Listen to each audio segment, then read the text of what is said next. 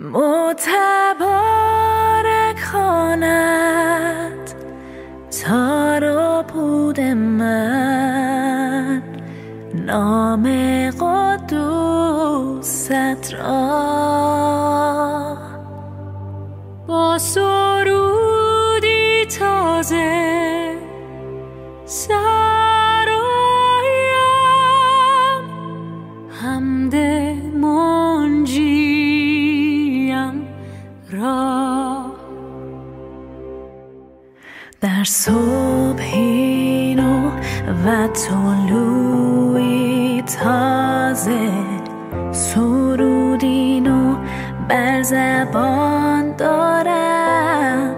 هر آنچه پیش آید تا که شب فرود آید، سرود حمد تو بر دل دارم.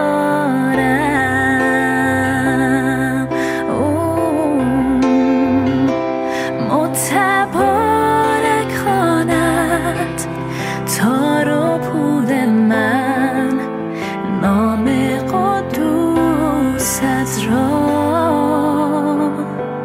با سرودی تازه سرایم،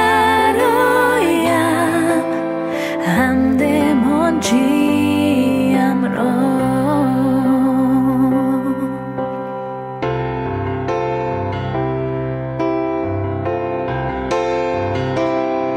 تو دیر خشمی و سراسر احسان و مهرت را چون به یاد آرم، برای سرودن نیکوییت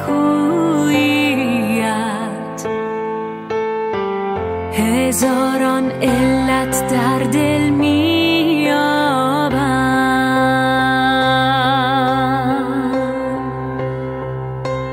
متبارک خواند تار و پود من، نام قدوست را. با سرودی تازه سرایم، حمد منجیم را. Bless the Lord, oh my soul, oh my soul, worship His holy name. Sing like never before, oh my soul, I worship your holy name.